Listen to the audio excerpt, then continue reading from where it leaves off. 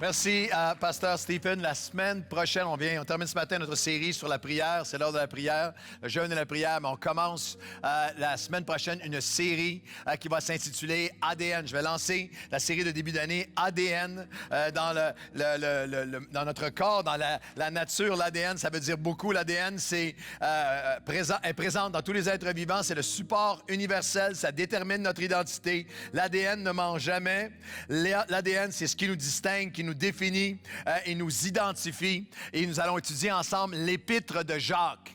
On va le traverser chapitre par chapitre dans le mois de février, et le mois de mars. Et c'est à chaque année, on fait des séries comme ça sur un livre de la Bible. Et notre objectif, c'est pour le reste de votre vie, vous ne lirez plus jamais l'Épître de Jacques de la même façon. On va l'avoir traversé ensemble et c'est un épître tellement puissant. L'Épître de Jacques nous parle de l'ADN du chrétien, vraiment ce que Dieu veut que nous soyons.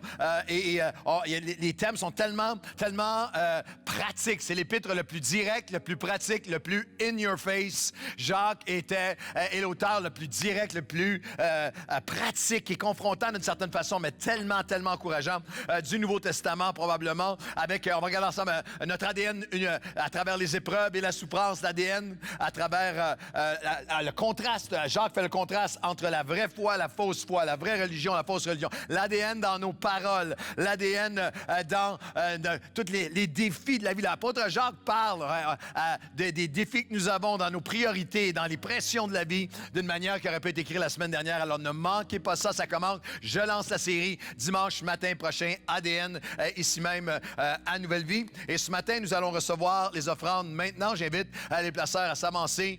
Maintenant, nous allons recevoir nos offrandes. C'est le dernier dimanche de janvier. C'est le premier dimanche qu'on a une température à peu près normale. Il peut y avoir plein de gens qui ont manqué des réunions ici et là pendant le mois de janvier. Merci d'être fidèles dans vos offrandes ce matin, en cette fin du mois. Seigneur, reçois les offrandes pour l'avancement de ton œuvre ici, dans notre ville et dans les nations, dans le nom de Jésus. Et tout le monde dit Amen et Amen. Et on va regarder ensemble un court vidéo avec quelques extraits de notre défi 2020 et la présente ouverture du message. C'est l'heure de la prière. Quelle joie pour moi de vous inviter à vous joindre à nous pour la plus grande réunion de prière et rassemblement de prière de toute la francophonie. Et quoi de mieux que la louange et l'adoration pour démarrer la prière? Et moi, j'ai été longtemps un peu prisonnière que la prière, c'était ça. C'était comme ça qu'il fallait que ça se passe. Donc, la prière, c'est comme de l'eau chaude. Et la présence de Dieu, quand elle vient, elle enlève tout ce qui est froid. Peux-tu nous parler un peu de ta vie de prière? À quoi ça ressemble? J'essaie de prier selon les conseils et les instructions de Jésus. À l'époque, quand j'étais sans enfant, j'avais le luxe de pouvoir choisir mon moment de prière dans la journée. Dans mes journées de congé, je pouvais faire ça à 9h le matin. Maintenant, à 9h le matin, c'est plus possible. Et en fait, souvent, ce que je fais, c'est un peu bizarre. Les gars qui vont regarder vont me dire que je suis fou. Mais il m'arrive de faire 2 tasses de café, une pour moi et une pour Dieu. Nice. Bon, je bois les 2 cafés. Mais je me dis... Non, mais c'est cool, ça te met en condition de « je suis pas tout seul », c'est une relation. Mais quel conseil tu pourrais leur donner pour les encourager dans leur vie de prière? Pour moi, et je sais que c'est pour tous, la prière me rend meilleure. Et puis j'étais comme aussi étonné de la précision avec laquelle Dieu nous parlait à ce moment-là. Mais à ce moment-là, j'ai aussi dit, ok Seigneur, merci pour cette parole, mais me laisse pas comme ça, je veux pas faire ce choix toute seule. Je veux être plus près de toi. Je veux rester près de ton cœur, dont rien n'égale ton amour. Vous venez de voir quelques extraits de notre coaching de prière. Plus de 3000 personnes sont déjà inscrites. On vous invite à vous joindre à eux tout simplement en allant à 2020.nouvellevie.com. Et vous allez avoir 20 jours. Pendant 20 jours, vous allez recevoir à chaque jour un courriel personnalisé. C'est un coaching de prière. Il y a des moments de louange. Il y a plusieurs des membres de l'équipe de Nouvelle Vie qui participent ainsi que des gens de toutes sortes de milieux, de toutes les sphères sphères de la vie. J'étais béni d'entendre une femme qui est ici ce matin, une vice-présidente d'une grande corporation ici au Québec qui témoigne de comment elle s'est développée en prière. Plus des leaders de partout à travers, des leaders d'impact dans la francophonie, Luc Dumont, Patrice Martorano, Bruno Picard que vous avez vu, également Dan Luten et plusieurs autres. Alors, allez directement à 2020.nouvellevie.com. Ça peut commencer aujourd'hui pour vous, pour le prochain 20 jours, et vous allez être bénis. On a reçu plein de témoignages de partout, de gens qui suivent le défi 2020. On a comptabilisé une dizaine partout à travers le Québec, bien sûr, mais une dizaine de nations où des gens disent on suit le défi 2020. Alors, est-ce qu'on peut leur souhaiter la bienvenue ce matin? Est-ce qu'on peut les saluer ce matin? Nous pousser un cri pour la francophonie. Nous sommes dans un temps de jeûne et prière. Nous sommes au jour 20 de notre 20 jours. J'ai ressenti du Seigneur de faire un 20 jours de jeûne et de prière. Alors, c'est le 20e jour aujourd'hui. Qu'est-ce que ça veut dire? Dites à quelqu'un près de vous, ça veut dire que cet après-midi, Pasteur Claude va manger. Dites ça à quelqu'un près de vous. Et ça veut dire aussi que l'Esprit de Dieu nous rassemble. Est-ce que vous réalisez que dans les derniers 7 jours de réunion de prière, il y a plus de 7000 personnes qui sont venues prier à Nouvelle Vie ici, à Drummondville, à La Prairie? Est-ce qu'on peut à l'avance applaudir ce que Dieu va faire lorsque son peuple vient ensemble en jeûne et prière? Et ce matin, le message s'intitule « C'est l'heure de la prière », comme dans Actes des Apôtres, chapitre 3, verset 1. Pierre et Jean montaient ensemble. C'était l'heure de la prière et c'est l'heure du combat spirituel. L'heure du combat spirituel. Éphésiens, chapitre 6, verset 10, 12 et 18. « Au reste, fortifiez-vous dans le Seigneur et par sa force toute puissante. Car nous n'avons pas à lutter contre la chair et le sang, mais contre des dominations, des autorités, des princes de ce monde de ténèbres, contre les esprits méchants dans les lieux célestes. Faites en tout temps, par l'Esprit, toutes sortes de prières et de supplications. Veillez à cela avec une entière persévérance et priez pour tous les croyants. » Il y a, à l'heure de la prière, c'est l'heure du combat spirituel. Et dans ce passage, l'apôtre Paul nous donne plusieurs vérités importantes pour chacun d'entre nous concernant le combat spirituel dans lequel nous sommes engagés. Le combat dans lequel nous sommes engagés n'est pas un combat que nous pouvons gagner par nos propres forces, mais par sa force toute puissante. Nous fortifiez-vous dans le Seigneur et par sa force toute puissante. J'ai besoin, vous avez besoin des forces toutes puissantes de Dieu, des armes de Dieu. Dans le royaume de Dieu, il y a un combat dans l'invisible. Et dans le royaume de Dieu, ce qui est invisible est plus important que ce qui est visible. Alors, c'est par sa force toute puissance, et notre combat est un combat, pas par nos propres forces, par sa force toute puissance, mais aussi, ce n'est pas une lutte au niveau humain seulement. Nous ne luttons pas contre la chair et le sang, mais il y a tout un monde spirituel, un monde de ténèbres qui combat contre nous, contre lequel nous luttons et contre lequel nos armes, nos arguments humains n'en sont d'aucune efficacité, d'aucun impact. Nous avons besoin de continuellement se rappeler quand tu pries et tu combats pour quelqu'un, il y a un conflit avec quelqu'un, il y a un combat avec quelqu'un, il y a quelque chose qui se passe. Au-delà de ce que tu vois à ce niveau, il y a un combat qui est au-delà de la dimension humaine. Notre combat doit se faire en tout temps. En tout temps, combattez, faites en tout temps par l'Esprit. Ça n'a jamais été dans l'intention divine que le combat spirituel soit 90 minutes par semaine ou 2 fois, 3 fois par mois. Je vais à l'église 90 minutes, puis le reste du temps, et quand je suis là, je suis avec les autres. Non, c'est un combat à tous les jours. C'est un combat dans chaque situation de ta vie. C'est un combat qui doit être conduit par l'Esprit. Faites en tout temps par l'Esprit.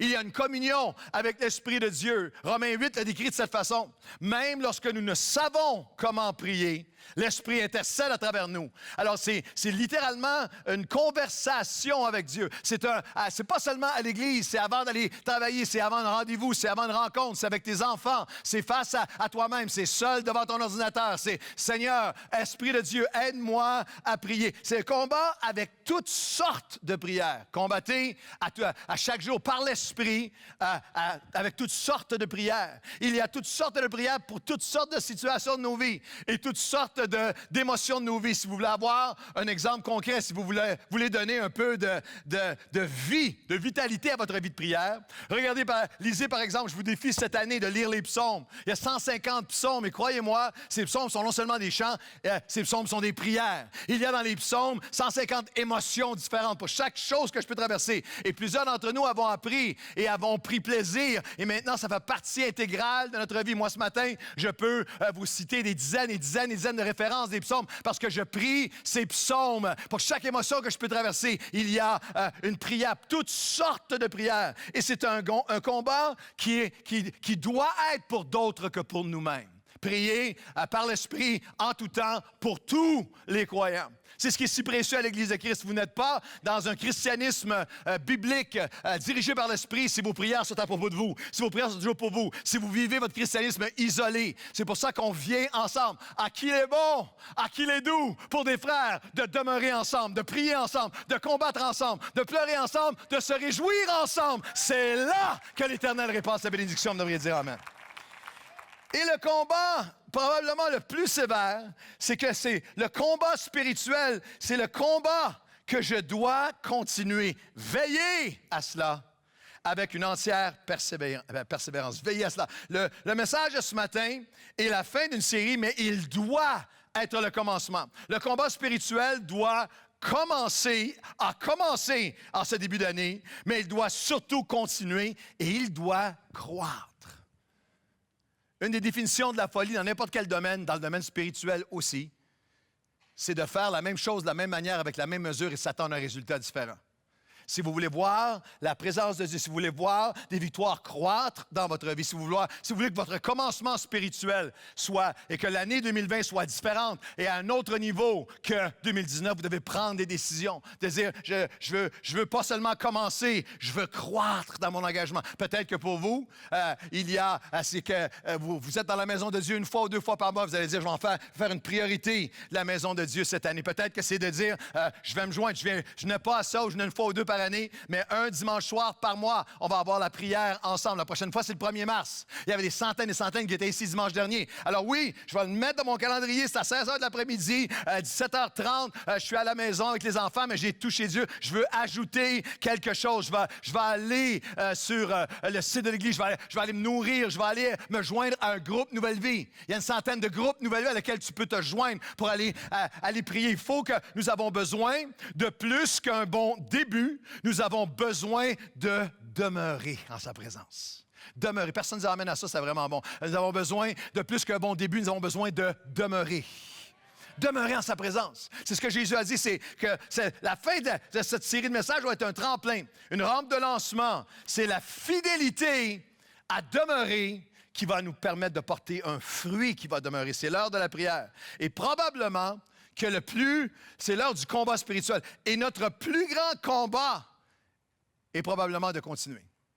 Plusieurs d'entre vous avaient une espèce, je l'entends dans l'esprit, une espèce de soupir, presque d'exaspération intérieure, parce que ça fait, vous dites, je le sais, à tous les ans, je commence fort, puis après ça, en chemin, et j'ai hâte à la prochaine série, je vais essayer de faire mieux, je vais vous encourager. Relève la tête ce matin, je crois que ce que tu vas entendre ce matin va t'aider, va t'équiper, afin d'être saisi par le pourquoi et le comment. Le comment, qu'on ne veut pas seulement commencer. Beaucoup font des résolutions de prière en début d'année, des résolutions de chercher Dieu, et là, pour les voir s'amenuiser. Veillez avec une entière persévérance. Il y a quelques semaines, au début du jeûne, je regardais les informations, les nouvelles, puis il parlait des déboires du Canadien de Montréal. Et vous savez, lorsqu'il parle de l'équipe de hockey des Canadiens de Montréal, il dit souvent le CH. Le CH. Et ici, dans nos communications, depuis toutes les années, ici à Nouvelle-Vie, à chaque fois, on a plein de rencontres, plein de meetings et des minutes des rencontres. Et moi, c'est toujours, on marche avec des initiales, c'est toujours CH. CH va prêcher dimanche. CH va animer la CH va. Alors, le CH, c'est moi. Et j'étais assis au début du jeûne et il y avait un commentateur qui lamentait les déboires du Canadien. Puis il a dit cette phrase qui m'a traversé. Il a dit, le CH, c'est toujours pareil. À chaque saison, depuis des années, c'est comme ça. Il commence fort, il ralentit, il finit faible et il perd. Il commence fort, ralentit, finit faible et il perd. Il y a quelque chose dans mon esprit qui montait. Seigneur, que ça ne soit jamais dit de moi. Que j'ai commencé fort, mais que j'ai ralenti, et que j'ai fini faible, et que j'ai perdu. Que ça ne soit pas dit de ma vie, que ça ne soit pas dit de ma vie de prière, que ça ne soit pas dit de ma sanctification, que ça ne soit pas dit de ma passion pour toi, que ça ne soit pas dit de notre Église, que ça ne soit pas dit de vous, de votre année de prière cette année. On ne veut pas qu'avoir commencé fort. C'est l'heure de la prière, défi 2020, pour ralentir, pour faiblir et pour perdre. Nous voulons commencer fort, nous voulons débuter afin de demeurer, afin de grandir. En 2020, je vais porter du fruit. Et en 2020, quelqu'un devrait applaudir ce matin, ça va vous chercher à quelque part. Ne cessez jamais de prier. 1 Thessaloniciens 5,17, de prier sans cesse. Dans la conjugaison grecque, ne cessez jamais de prier. Je ne crois pas que l'apôtre Paul disait que tu dois être 12 heures, 24 heures par jour devant ton patron partout au travail, en train de prier sans arrêt, que ta voix n'arrête jamais. C'était un appel de ne jamais cesser de prier. Jamais cesser d'être en communion avec Dieu. Ce n'est pas une affaire de temps seulement le matin. Je me souviens, il y a plusieurs années, David Wilkerson, je marchais avec lui à New York, il m'avait dit, quand je lui parlais de nos semaines de prière, tout ça, il m'avait dit quelque chose très simplement qui m'avait surpris, parce que je le considère vraiment comme un homme de prière. Et puis il m'a dit, tu sais, il dit, c'est rare que je prie plus que 20 minutes. Je dis, hein? Puis il dit, et c'est très rare aussi que je suis 20 minutes sans prier. C'est rare que je prie plus que 20 minutes. C'est rare. Je vais attendre que ça se rende jusqu'en arrière. Là. Ça va se rendre.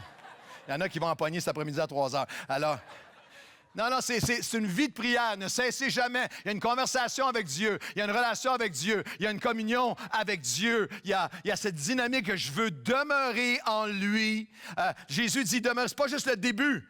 C'est tes décisions de demeurer. Jean 15, demeurez en moi, je demeurerai en vous. Comme la branche ne peut d'elle-même porter du fruit, ainsi vous ne pouvez pas non plus, si vous ne demeurez pas en moi. Je suis la vigne, dit Jésus, vous êtes les branches. La sève coule à travers la vigne dans les bras. Celui qui demeure, celle qui demeure en moi, et en qui je demeure, portera beaucoup de fruits, car sans moi, vous ne pouvez rien faire. Ça n'a jamais été l'intention divine, ni quoi que ce soit qui se rapproche du modèle de la parole de Dieu, de ce que Dieu désire pour nous, du christianisme authentique, que tu sois spirituel le dimanche matin pendant 90 minutes et que le reste de la semaine, tu es déconnecté, tu es débranché, tu es coupé de la vigne. Le désir de Dieu, c'est que tu marches à chaque jour en communion avec lui, à chaque jour à le chercher. Quelqu'un devrait dire oui. Parce que Jésus dit, car sans moi, vous ne pouvez rien faire. Là, il y a quelque chose qui a besoin d'être spécifié. Il parle ici de quelque chose qui est éternel. Il parle du monde spirituel. Il parle de ne pas combattre contre la chair et le sang, parce que la réalité est, puis il y a plein de chrétiens qui le prouvent, à un certain niveau, que sans la prière, tu peux faire bien des choses. Sans moi, vous ne pouvez rien faire. Puis il y en a d'entre vous qui ont dit, moi, je fais pas mal d'affaires, puis je ne prie pas. Mais sans moi, vous ne pouvez rien faire. Sans la prière, avec tes efforts, ton talent, tes capacités, ta personnalité, ton expérience, ton dynamisme, ta persévérance et toutes sortes de belles qualités, tu peux faire certaines choses. Mais on parle ici du monde spirituel. On parle de victoire. On parle d'une mesure de bénédiction, de fruits, d'obtenir des choses de la part de Dieu, de marcher d'une façon qui lui est agréable. Il y a une mesure spirituelle, une dimension de bénédiction, de ciel ouvert, de flot, de force, de direction, de renouvellement, de joie et de force et de passion qui est seulement possible alors que je suis branché et alors que je demeure. On s'est tous posé la question, est-ce que à un moment de notre vie ou dans une sphère de notre vie ou dans une prière pour laquelle on intercède tellement et dans une chaîne qu'on n'arrive pas à briser ou dans une blessure dont on n'arrive pas à guérir ou dans une vision qu'on n'arrive pas à accomplir. On a tous eu ces moments de comment ça se fait que je n'arrive pas à... Pourquoi? Je viens de frapper le mur. Comment ça se fait que je ne semble pas être capable? J'ai déjà été utilisé de Dieu, mais comment ça se fait que là, dans cette sphère-là ou dans ce moment-ci ou dans cette vision-là, je n'y arrive pas? C'est ce qui est arrivé. On va regarder un texte ce matin qui est arrivé dans la vie des disciples. Dans Matthieu, chapitre 17, alors que nous parlons du combat spirituel. Et le contexte, vous lirez, lorsque vous arrivez au chapitre 17, dans les chapitres précédents, ce qui est intéressant, c'est comme beaucoup d'entre nous, dans le chapitre 10, Jésus les a appelés. Alors, il a mis l'onction sur eux, a mis son esprit sur eux. Ils ont eu des fruits, ils ont connu, ils sont revenus en témoignage de tout ce qu'ils avaient vu et vécu, de comment Dieu s'était servi d'eux, des victoires qu'ils avaient obtenues, des tempêtes qui ont été calmées, de la multiplication des pains, de multiples guérisons. Et juste avant C'est quasiment comme un début d'année. Dans la réunion de prière à Nouvelle Vie, il y a le monde de la transfiguration, c'est-à-dire un moment de grande bénédiction, tellement grande que Pierre dit à voix haute ce que les autres pensent tout bas. Seigneur, il est bon. Juste avant, dans Matthieu 17, il est bon que nous demeurions ici, bâtissons 3 temples, demeurons ici. On est tellement bien dans ta présence. Mais au bas de la montagne de la bénédiction, comme toi et moi, lorsqu'on va sortir ce matin, au bas de la montagne de la bénédiction, il y a un homme et son fils qui les attendent. Il y a un homme qui vient pour son fils, qui souffre atrocement, qui se fait du mal, qui est captif. Et il arrive dans le chapitre 17 et le verset 14, lorsqu'ils furent arrivés près de la foule, un homme vint se jeter à genoux devant Jésus et dit, « Seigneur, aie pitié de mon fils. Il est lunatique, il souffre cruellement. Il tombe souvent dans le feu, souvent dans l'eau. Il se fait du mal, il est en train de se détruire. Je l'ai amené à tes disciples et ils n'ont pas pu le guérir. Ils avaient vécu des guérisons, ils avaient été utilisés de Dieu, ils avaient connu une certaine mesure, mais ils n'ont pas pu le guérir. Alors Jésus leur répondit, race ou génération incrédule et perverse. Voulez-vous dire à votre, dites-le avec punch, voulez-vous dire à voix haute avec moi, génération incrédule et perverse. Juste une autre fois, incrédule et perverse. Génération, je vais expliquer dans un instant. Génération incrédule et perverse, répondit Jésus, jusqu'à quand serai-je avec vous? Jusqu'à quand vous supporterai-je? Amenez-le-moi ici.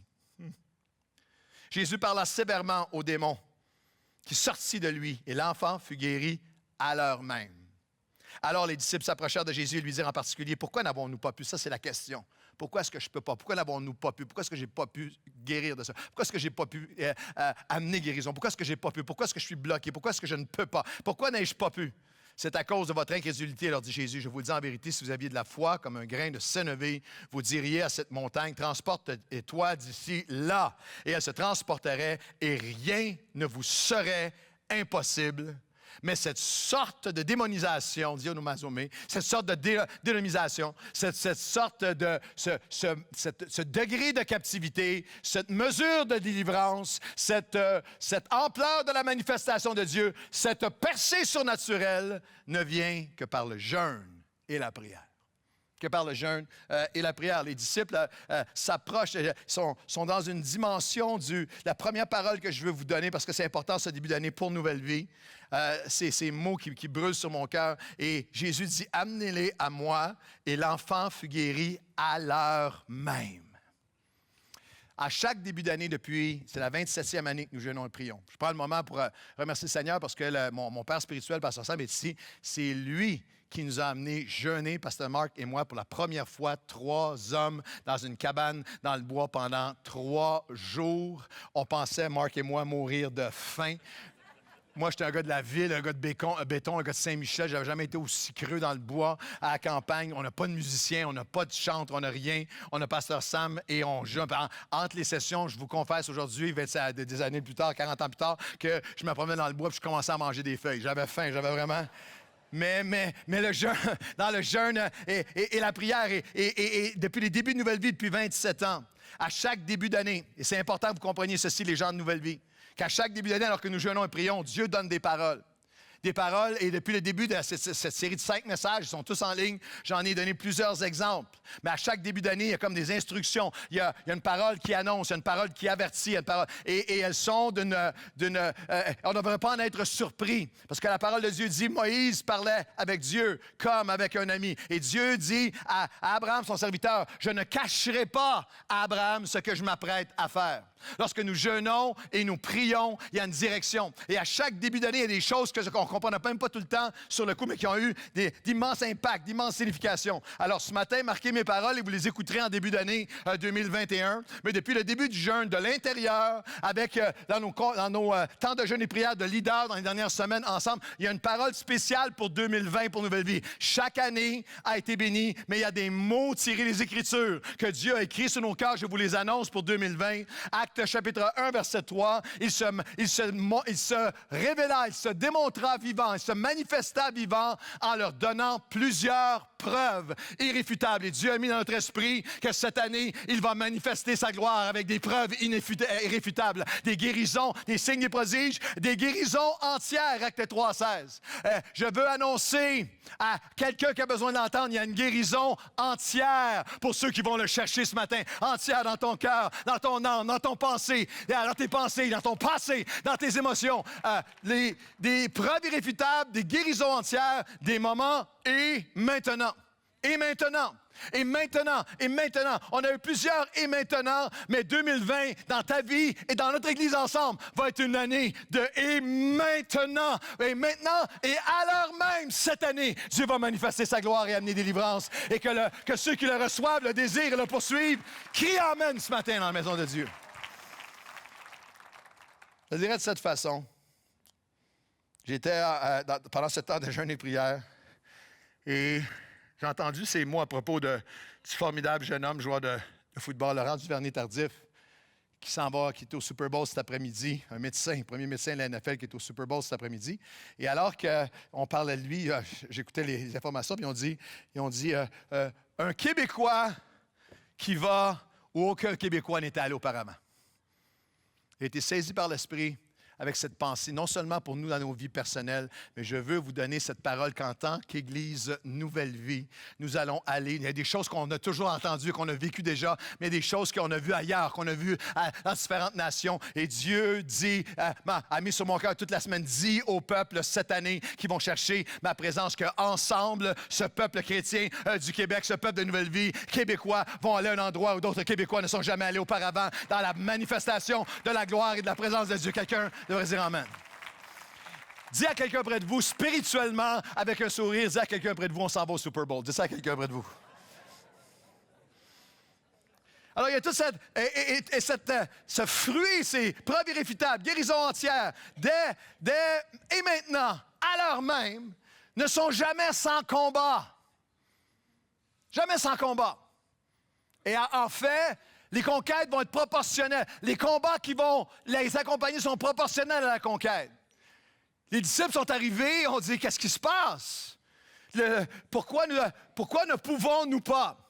Et un peu humiliés peut-être, ils ont prié, il n'y a aucun percé qui prend place. Et en particulier, se sont approchés de Jésus et lui dirent en particulier, pas devant la foule, c'était gênant, mais à lui tout seul, pourquoi ne pouvons-nous pas? Pourquoi n'avons-nous pas pu? Et j'aimerais vous défier, poser la question, es-tu prêt à être assez honnête cette année pour dire à Dieu, pourquoi est-ce que nous ne pouvons pas? Pourquoi est-ce quelque chose dans ma vie? Pourquoi ne puis-je pas? Et si tu y vas, je te garantis qu'il va te répondre. Pourquoi n'avons-nous pas pu? Et Jésus identifie c'est pour ça que le message, deux obstacles, deux voleurs, deux avorteurs de destinée et de notre foi, deux étouffeurs de la foi. Et on regarde dans ce texte-là, on voit dans Matthieu 17 un problème identifié. On va les identifier pour eux et pour nous parce que c'est la même dynamique aujourd'hui, le même défi aujourd'hui. Une puissante invitation et une percée dans l'impossible. Deux avorteurs, puis il va donner deux antidotes pour qu'on puisse avoir accès à une percée dans l'impossible. Et la première dynamique, c'est un problème identifié. Pourquoi? Qu'est-ce qui se passe? Qu'est-ce qui manque? Qu'est-ce qui est arrivé? Et Jésus identifie deux choses. L'incrédulité, il dit, vous êtes une génération incrédule et perverse.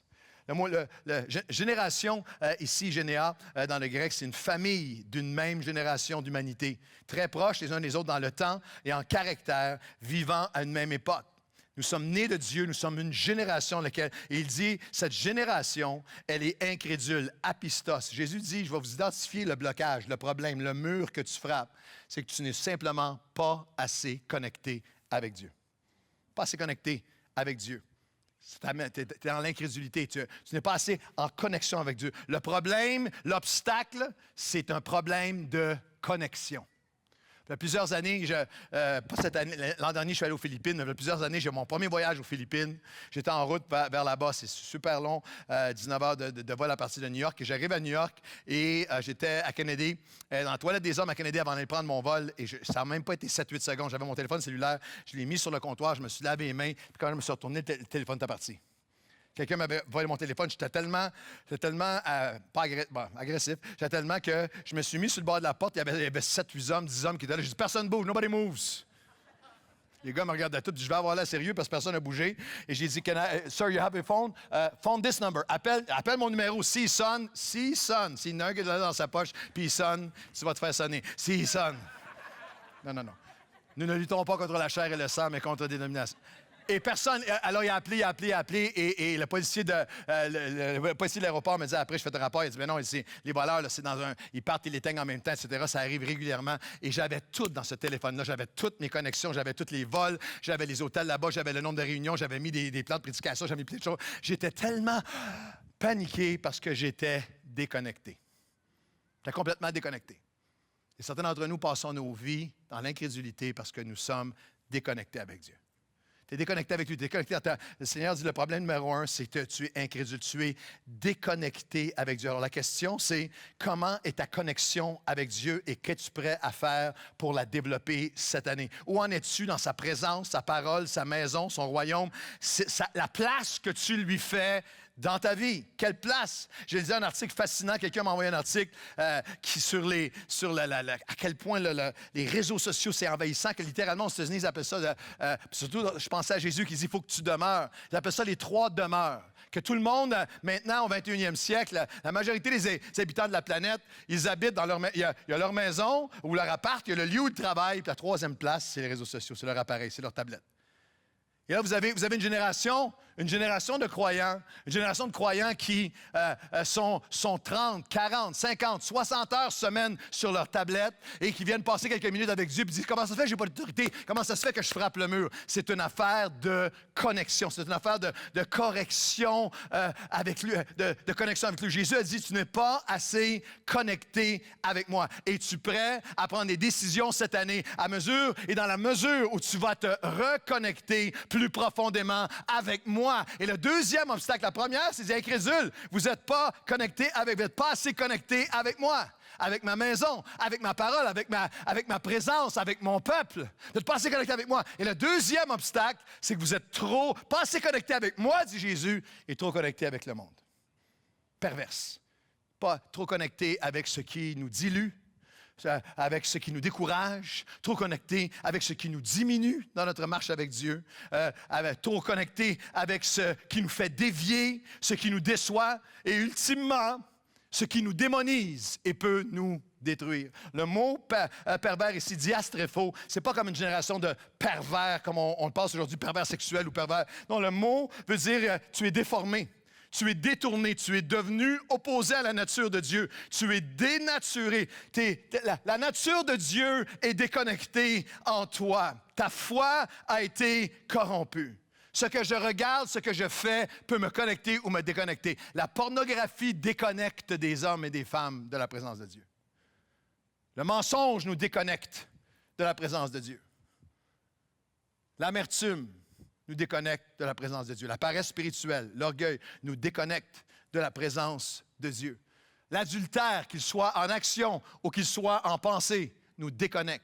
La souillure à laquelle des croyants, des chrétiens, par des dizaines d'heures par semaine se soumettent à des émissions, une après l'autre, des séries en rafale où il y a sexualité, où il y a immoralité, où il y a vulgarité, où il y a un abaissement et un abaissement et un abaissement, souille ton esprit, dénature la nature de Dieu en toi, te fait dévier, te déconnecte. La réponse de Jésus est celle-ci. Tu veux voir cette mesure, tu veux voir cette victoire, tu veux guérir de ce qui t'avait blessé. Tu veux entrer dans ce que j'ai pour toi, tu as besoin de rétablir cette connexion avec moi et me laisser par mon esprit te montrer ce qui te déconnecte de moi. Quelqu'un devrait dire oui. Il n'y a pas d'autre chemin. Il n'y a pas d'autre chemin.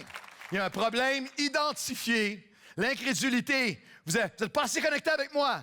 La génération perverse, trop connectée avec ce monde. Tu es trop connecté avec tes colères. Tu es trop connecté avec tes blessures. Tu es trop connecté avec ton passé, ton amertume, tes déceptions. Tu es trop connecté avec tes inquiétudes, tes angoisses. Tu n'es pas assez connecté avec mes promesses, avec qui je suis, avec ma nature, avec ma présence, avec mon esprit.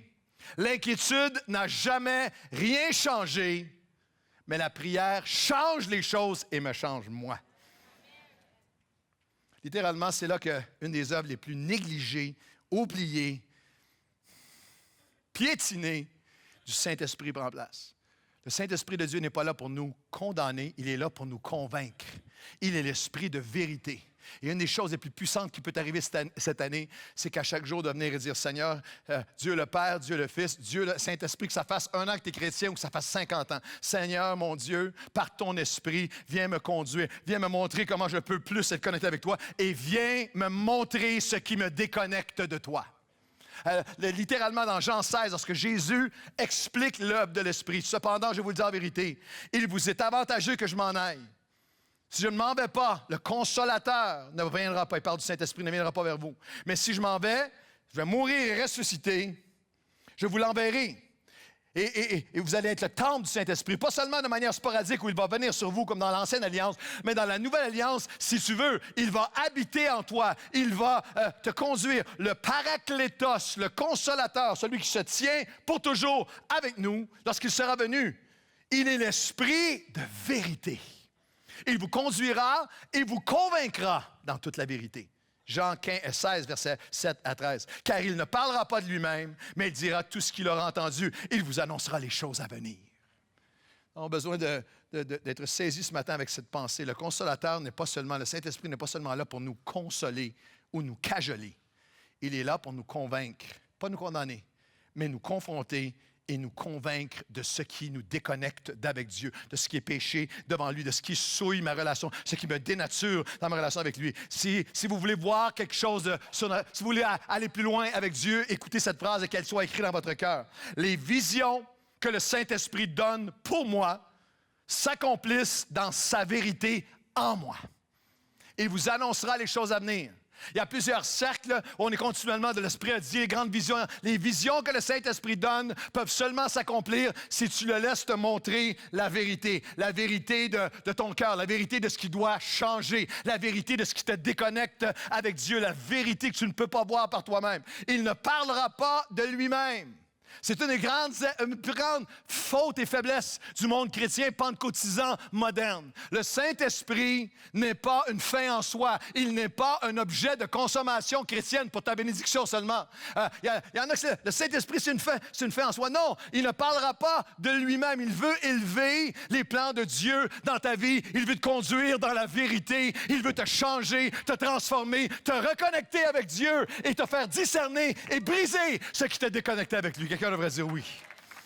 Si tu lui demandes, Seigneur, montre-moi comment être plus fort dans ma foi, comment être plus connecté avec toi, comment être ce qui me déconnecte de toi, l'Esprit de vérité va venir.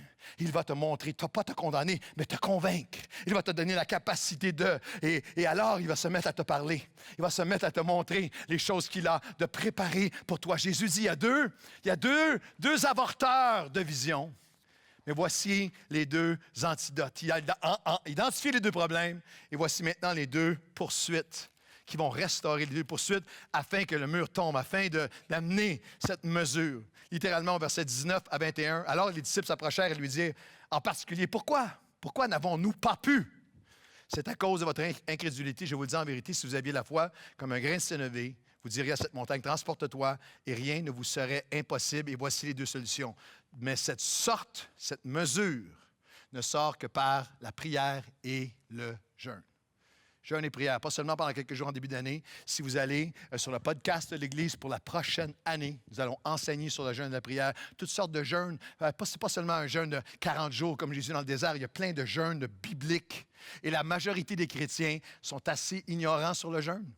Assez ignorant. Bon, on souriait cette semaine avec ma fille qui nous racontait que lorsqu'elle était enfant, elle grandissait à l'Église Belleville, et 7, 8, 9 ans, 10 ans, il y a un moment donné, une année où on s'est mis à parler du jeûne de Daniel. Le jeûne de Daniel. Et tout le monde passe. Mon père, il fait le jeûne de Daniel. Et pendant plusieurs années, elle a pensé que c'était le jeûne de Daniel Descaries.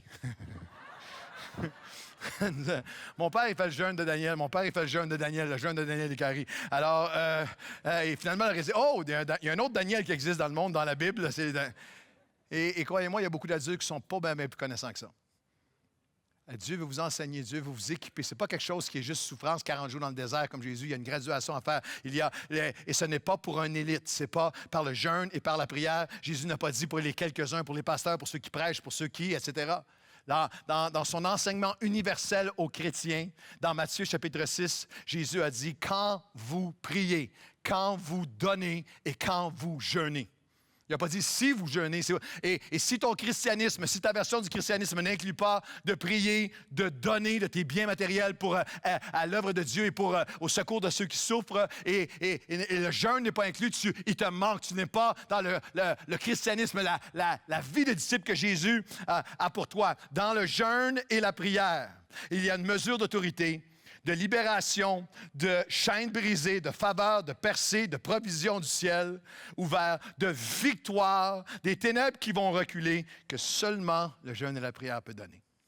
Et laissez-moi être pratique avec vous pendant un instant. Ne pensez pas que le développement d'une vie de jeûne et prière est venu facile à qui que ce soit. C'est un apprentissage, sans condamnation. Je veux, en 2020, faire un pas de plus. Je vais apprendre. Et il y a des choses très, très, très pratiques. Vous avez besoin d'avoir dans votre vie une place où vous priez. C'est là. Il y a une place où vous soupez, il y a une place où vous déjeunez, il y a une place où vous vous habillez, il y a une place où vous regardez la télé, il y a une place où vous vous entraînez, il y a une place où vous avez votre ordinateur, il y a une place où vous travaillez. Est-ce qu'il y a une place où tu pries? C'est là. Si vous venez chez nous demander à mon épouse, moi, je peux demander à moi, ta femme prie où? Il y a des spots dans notre maison. Ces temps-ci, depuis on a déménagé dans une nouvelle maison il y a 2 ans, et il y a un endroit tous les matins que je descends dans la cuisine, le soleil, sa tasse de café, le chien à côté d'elle, sa Bible, ça c'est son spot, ça c'est sa place. Tu peux pour le reste de ta vie venir écouter des prédications sur la prière. C'est comme quelqu'un qui dit pour les prochains 2 ans, pour les prochains 5 ans, et 10 ans, je vais aller à chaque semaine écouter une conférence sur l'exercice. Une conférence sur la perte du poids, une conférence sur l'exercice, une conférence sur Et à toutes les semaines, je vais venir écouter. Combien comprennent que tu peux le faire pour les prochains 5 ans, à moins que ça rentre dans ta maison, à moins que ça devienne une pratique à quelque part, il n'y a pas de changement. Il y a tellement de chrétiens qui viennent écouter des messages sur la prière. Il faut que ça se rende dans ta maison. Il faut que tu trouves ta place à toi. Ça, c'est ma place. C'est là que je prie. C'est les moments où je prie. J'aime tellement cette image très pratique de Daniel. Alors qu'il y a un décret contre lui. Dans Daniel chapitre 6, et comprenant ce début d'année, que sur chaque croyant, non seulement en tant qu'Église, mais sur chaque croyant qui est ici ce matin, il y a une destinée de Dieu que seulement toi tu peux accomplir. Est-ce que tu le crois ce matin? Il faut que vous répondiez mieux que ça. Est-ce que tu le crois ce matin? Dans cette saison-ci de ta vie, il n'y a jamais de retraite, il n'y a jamais de cette année. Il y a une destinée que tu peux découvrir et accomplir dans la présence de Dieu, à connecter à lui, coupant de plus en plus qui te déconnecte. Mais en plus de cela, tu as besoin de savoir qu'au-dessus de chacun d'entre nous, il y a une destinée de Christ et il y a un décret de l'ennemi pour ta destruction. Le voleur ne vient que pour tuer, égorger et détruire. Nous ne luttons pas contre la chair et le sang, mais il y a un décret pour te faire t'éloigner de Dieu. Il y a un décret pour que la peine que tu as vécue t'arrache au royaume. Il y a un décret pour que tu te décourages. Il y a un décret pour que ton mariage saute. Il y a un décret pour que tu abandonnes. Il y a un décret aussi contre toi. Il y a un combat qui est spirituel. Et Daniel a reçu un décret du roi qui le menaçait de mort, qui avait pouvoir de mort sur lui. Et dans Daniel chapitre 6, c'est pas Daniel Descaries, c'est Daniel chapitre 6. Lorsque Daniel apprit que le décret était écrit, il se retira dans sa maison, où les fenêtres de la chambre supérieure étaient ouvertes en direction de Jérusalem. Et 3 fois, c'est pas un nom, il faut que je le fasse 3 fois, mais il y avait un moment, il y avait des temps, il y avait un endroit, ça c'est ma place, ça c'est les moments. 3 fois, il se mettait à genoux et il priait. Et il louait son Dieu comme il le faisait auparavant, comme il l'avait toujours fait, comme il l'a fait toutes les autres fois. Et alors ces hommes entrèrent tumultueusement et trouvèrent Daniel qui priait et qui invoquait son Dieu. C'est un switch. C'est une maturation où la prière n'est plus... la prière est ta première réponse et non ton dernier ressort. C'est pas j'ai tout essayé avant, Seigneur, aide-moi. C'est pas juste quand tout va mal et que le décret frappe et qu'ils sont en train de défoncer la porte. L'image ici, lorsque le texte dit, en français de l'hébreu, ils sont entrés tumultueusement, ils ont défoncé la porte pour venir s'emparer de lui. Et croyez-moi, c'est la vie, c'est le combat spirituel. Il va y avoir des moments dans cette prochaine année où l'ennemi défonce la porte, où il arrive. Et tout en toi ne comprend pas ce qui t'arrive et où. Et comment va-t-il te trouver? Je dis, Seigneur, cette année, qu'il me trouve comme la veille et l'avant-veille, dans ta présence, ça dépend de toi, à appeler à toi, sous ta protection divine. Quelqu'un devrait dire Amen. Littéralement, cette puissante invitation de la part de Dieu, c'est important que tu comprennes. Tu comprends? C'est ce que on pourrait l'appeler le principe de prier en premier, de la priorité de la prière, de chercher d'abord et tout le reste va être ajouté par-dessus. Matthieu chapitre 5, cherchez d'abord le royaume. Il y a un principe des premiers fruits dans la Bible qui est dans tous les domaines. Que ce que tu mets en premier, ce que tu mets en premier amène ou la vie, ou la mort, ou la croissance, ou la famine à tout le reste. C'est ça en passant qui est le principe de la dîme. Ce n'est pas une affaire de montant, c'est une affaire de j'ai mis Dieu en premier et la bénédiction découle sur tout le reste. Je vais aller à Dieu en premier et je vais le mettre comme une priorité. Je vais laisser mon esprit calibrer et dominer et être souverain sur toutes les autres parties de ma vie. La créature, l'être humain, nous sommes chacun d'entre nous des êtres, c'est unique dans la création de Dieu. Le seul être tridimensionnel de la création, c'est l'être humain, qui a corps, âme et esprit. Chacun d'entre nous, le corps, c'est ce qui nous connecte à nous-mêmes. L'âme, c'est ce qui nous connecte aux autres. Et l'esprit, c'est ce qui nous connecte à Dieu. Le corps, c'est la dimension physique. Un arbre a seulement une dimension physique, un rocher, une création, une montagne physique seulement, pas d'âme, pas d'esprit. Le corps, la dimension du soi. J'ai soif, j'ai faim, j'ai des besoins, j'ai mal, j'ai peur, j'ai des pulsions, j'ai des désirs. Mon corps, le ressenti. Ce qui demande d'être satisfait, nos appétits, ce que je vois, ce que je sens, ce que je ressens, ce que j'entends juste au niveau humain, le moi, l'ego, ma connexion avec moi-même. Le corps, l'âme, l'être humain est corps, il est âme, c'est ma connexion avec les autres. L'âme, c'est la conscience, la volonté, les émotions.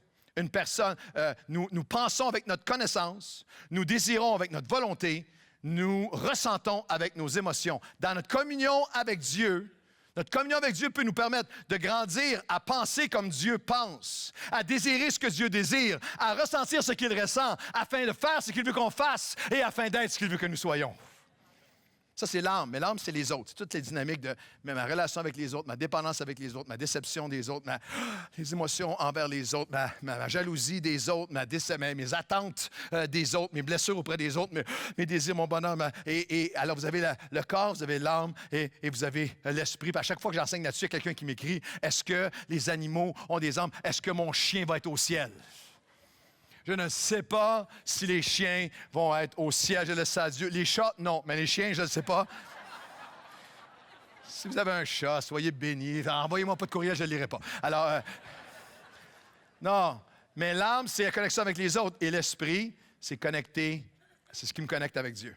Écoutez bien, en ce moment dans ta vie, chacun d'entre nous, à chaque saison de notre vie, chaque jour, il y en a un des trois qui règne. Et celui qui règne va déterminer beaucoup dans ta vie. Si tu es dominé, puis on connaît tous, puis on a tous été, et nous avons tous cette capacité, cette tendance, que ce soit le corps qui domine, le je, ce que moi je veux, mes pulsions et mes choses, et c'est la destruction.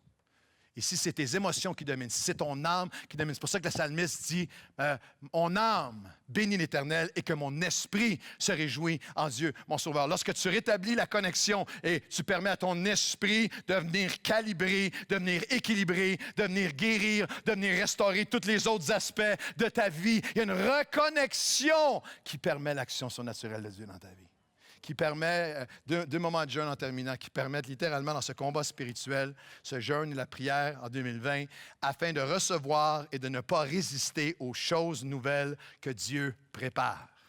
Matthieu chapitre 9, les disciples de Jean vinrent auprès de Jésus lui dire « Pourquoi? Pourquoi nous et les pharisiens jeûnons-nous? Ils jeûnaient de manière religieuse, ils jeûnaient de manière extérieure. Les pharisiens jeûnaient pour être vus, pour gagner des points avec Dieu, tandis que tes disciples en ce moment ne jeûnent pas. » Jésus leur répondit, les amis, il donne une analogie. Les amis de l'époux peuvent-ils s'affliger pendant que l'époux est avec eux? Les jours viendront, voici l'appel de Jésus. Les jours viendront où l'époux, lui, sera enlevé, mort et ressuscité, régnera, et alors ils jeûneront. Then they will fast. Alors ils devront jeûner. Ils jeûneront. Pourquoi? Parce que personne ne met une pièce de drap neuf à un vieil habit. Car on porterait une partie de l'habit, la déchirure serait pire. On ne met pas non plus du vin dans des vieilles outres. Autrement, les outres se rompent, le vin se répand et les outres sont perdues. C'est seulement dans le jeûne et la prière que nous pouvons recevoir dans le jeûne de la prière, que je peux maintenant recevoir les choses nouvelles que Dieu veut faire dans ma vie. Dans le jeûne et la prière, nous discernons et nous devenons convaincus de cette réalité spirituelle qui est inaccessible sans communion avec Dieu, que ce qui souvent apparaît comme étant des fins sont en fait un commencement. Qu'il y a quelqu'un qui a besoin de l'entendre ce matin, tu as vécu une fin, il y a quelque chose qui a fini, tu parles. Cette salle est remplie de gens qu'on a vécu. Ceux qui l'ont vécu, voulez-vous, dans un instant, dire Amen et acclamer le Seigneur pour que quelqu'un qui a besoin de l'entendre, l'entende. Il y a tellement de moments dans nos vies, on pensait que c'était la fin, mais dans la présence de Dieu, en fait, les fins avec Dieu sont des commencements de choses nouvelles qu'il a préparées. Des choses nouvelles, un vin nouveau. Mais manquez pas ceci. À moins que le vase de qui tu es, l'outre, à moins que le vase de qui tu es soit renouvelé, tu ne peux pas voir la vision. Ça va déchirer et déchirer encore plus. On a besoin, chacun d'entre nous, de dire, quel que soit ce qui semble une fin, quel que soit ce que j'ai obtenu de Dieu dans le passé, Dieu, tu veux faire une chose nouvelle dans ma vie. Je m'en viens m'offrir à toi dans le jeûne et la prière. Viens déverser ton vin nouveau en moi. Quelqu'un devrait dire oui. Afin de recevoir et ne pas résister. Le dernier passage, afin de relâcher et de répondre. L'église d'Antioche, dans Acte 13, il y avait dans l'église des prophètes, des docteurs, Barnabas, Siméon appelé Niger, Lucius de Cyrène, Manahan qui avait été élevé avec Hérode, le tétrarque, élevé avec le roi de l'époque, et Saül et Saul de Tarse. Pendant qu'ils servaient le Seigneur dans leur ministère, mais ils jeûnaient et priaient. Le Saint-Esprit dit, mettez-moi à part Barnabas et Saul pour l'œuvre à laquelle je les ai appelés. Après avoir jeûné et prié, ils leur imposèrent les mains et ils les laissèrent partir. Je vais vous dire, je regarde ça et je vois quelque chose de magnifique dans l'église d'Antioche que nous voyons ici tous les dimanches. C'est la diversité. Juste les noms qui sont là, vous avez des gens tellement de milieux, mais d'arrière-plan. Vous avez dans l'église d'Antioche différents ministères. Il y avait des pasteurs, il y avait des apôtres, il y avait des évangélistes, il y avait des docteurs, il y avait des prophètes. Mais il y avait aussi quelqu'un, Siméon, qui était au Niger, qui était du continent africain, un immigrant. Peut-être a-t-il été converti à la Pentecôte et maintenant il est dans l'Église, à côté de Lucius de Cyrène et à côté de Manahan qui lui avait été élevé avec Hérode et Saul qui est un grand pharisien religieux. Ils sont tous ensemble comme nous ici ce matin, quel que soit l'arrière-plan, quelle que soit la couleur, ta couleur de ta peau ou le manque de couleur au mois de janvier pour certains, quel que soit ton arrière-plan, religieux ou pas religieux, immigrant ou riche, élevé avec les rois ou élevé tout seul et abandonné, on est tous en ce moment ensemble à chercher et à avoir besoin de la présence de Dieu, à jeûner et à prier et à désirer que Dieu agisse. Et nous ne pouvons pas seulement servir dans nos ministères. Et ça, c'est une des paroles pour Nouvelle Vie qui est très axée sur se donner, sur servir, et ce n'est pas deux forces opposées. Dans tellement de milieux, vous avez l'Église qui, elle, cherche la présence de Dieu et ne sert pas ni sa communauté, ni les âmes, ni rien. Et vous avez une Église qui est là à servir dans l'activisme. Ils servaient dans leur service, dans leur ministère, mais dans le jeûne et la prière. Et le Saint-Esprit a dit, mettez à part pour l'œuvre à laquelle je les appelle. 2020 est une année comme peu dans les derniers 5 ans, 10 ans, à chaque année. Mais cette année, prophétiquement, 2020 est une année où l'Esprit de Dieu met des gens à part. Où l'Esprit de Dieu dit, je t'appelle à me servir. Tu dois répondre à mon appel. Il y a des choses qu'il faut que tu... Il les laissèrent partir. Tu ne peux pas entrer dans ce que Dieu a pour toi sans relâcher certaines choses. Et dans le jeûne et la prière, Dieu va te dire, relâche maintenant, laisse partir la défaite, laisse partir la déception, laisse partir tes ambitions, laisse partir ta sécurité, laisse partir ce qui t'a été fait, laisse partir tout ça. Viens, marche vers ce que je t'annonce. J'ai des œuvres de préparer pour toi dans lesquelles tu dois entrer. Quelqu'un devrait dire oui. Il n'y a pas de limite à ce que Dieu peut faire. C'est pas une question de... C'est juste une question de le chercher. J'ai mentionné, alors que j'arrive à la fin du message, j'ai mentionné Pasteur Sam qui a développé dans le jeûne et la prière. Et ça a été long. Le premier été où Marc et moi, on était des stagiaires après nos années de collège biblique, on faisait l'été. Et Pasteur Sam, c'était même pas volontaire, c'était obligatoire.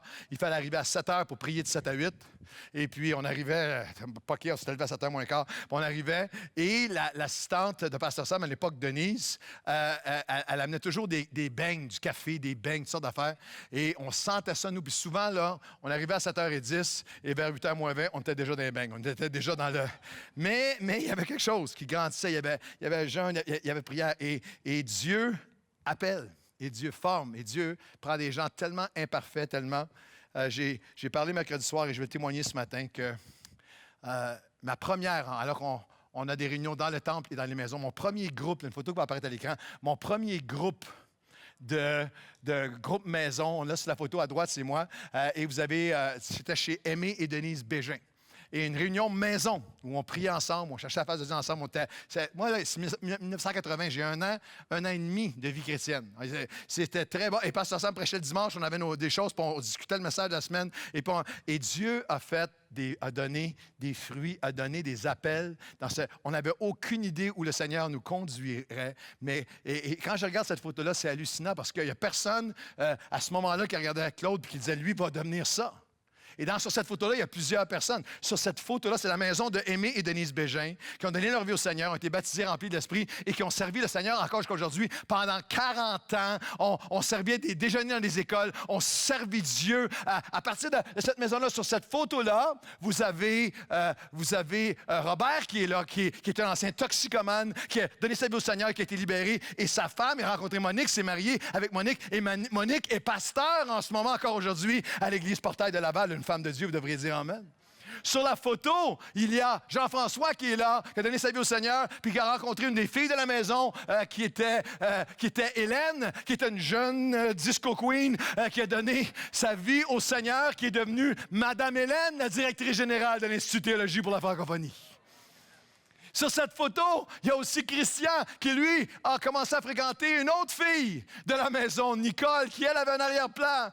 Elle a témoigné elle-même publiquement où il y avait des chaînes dans sa vie, des captivités, mais qui a été changée, touchée, libérée. Et elle et Christian, depuis 40 ans, servent Dieu. Et cet automne, j'avais le fils de Christian qui est sur la photo dans ma classe à l'ITF en formation pour devenir un serviteur de Dieu et un pasteur. Je vous parle de l'Esprit de Dieu qui appelle des hommes et des femmes à se servir. Et alors que les musiciens se sont approchés, il y a un problème qui est identifié de notre connexion avec Dieu, de notre pas assez connecté avec lui, trop connecté avec le monde. Une puissante invitation à laquelle Dieu va nous permettre d'entrer ensemble dans l'impossible.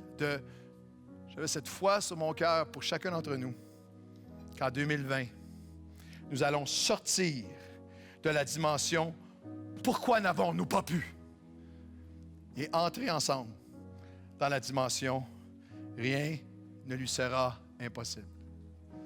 C'est pas possible pour moi de sortir de ça. C'est pas possible pour moi d'être libéré de ça. Ça n'a pas été possible. C'est une montagne.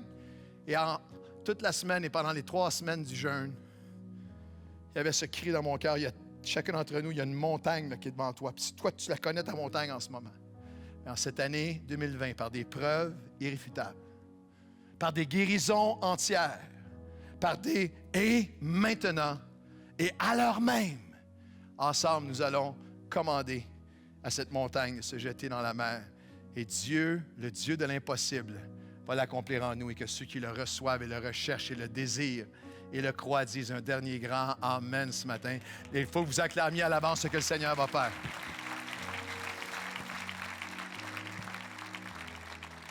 Voici l'appel que Dieu a mis sur mon cœur. Je vais vous inviter tous à vous lever. Et en ce dimanche matin, prenez quelques minutes. En ce dimanche matin, penchez la tête avec moi. Si vous êtes ici, vous dites, parce que Claude, j'ai besoin de reconnecter avec Dieu plus que jamais. J'ai besoin de me repentir de choses que l'Esprit de Dieu met sur mon cœur, me montre et va me montrer, qui me déconnectaient. Parfois, c'est des choses secrètes, des choses devant nos yeux, dans nos âmes, dans nos pensées. C'est aussi des relations. Il peut y avoir des gens que le fait d'être de plus en plus avec eux vous déconnecte de Dieu, vous déconnecte de son cœur, de ses valeurs, de son appel. Et ce matin, c'est un moment solennel, un moment où nous disons, Seigneur, s'il y a des choses que je dois relâcher, je veux les relâcher devant toi. Mais j'ai une montagne d'impossible que je veux t'amener. Dans le nom de Jésus, j'ai entendu la parole ce matin, elle est pour moi.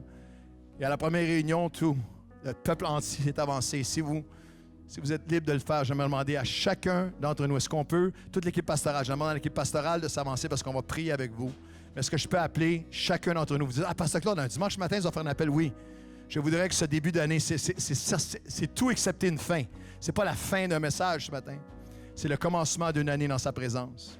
Alors, si vous êtes ici ce matin et vous avez une montagne d'impossible, ça peut être une personne comme ce père, c'est quelqu'un près de vous, c'est quelqu'un qui est sous captivité en ce moment. Ça semble impossible qu'il vienne à lui, impossible qu'il soit libre, impossible que je guérisse, impossible que je me sorte de ça, impossible que j'accomplisse ce que Dieu met sur mon cœur. Là, ce qui te semble une fin est un commencement. Et ce matin, j'aimerais que chacun d'entre nous, on s'avance. Et vous avancez, tout le monde s'avance en disant, voici, venez maintenant, voici mon impossible, je m'en viens le porter à Dieu. Venez tout près, l'Église entière, on s'avance, on va prendre un moment où on vient lui porter la montagne. On vient lui porter, mais pas seulement là, venez pas de partout à travers la salle, approchez-vous de partout à travers l'Église. Venez ce matin, de tous les âges, de tous les arrière-plans. Voici la montagne. Nous allons chanter, je m'approche de toi dans le lieu saint. Je m'approche. Tu es, tu seras toujours là. Pendant que l'équipe d'adoration le chante, venez. Louez, avancez quelques pas de plus parce que tout le monde s'en vient derrière vous. L'Église entière qui s'approche. Il y a quelque chose qui est une montagne d'impossibilité. Je m'en viens la porter à Dieu ce matin, dans le nom de Jésus.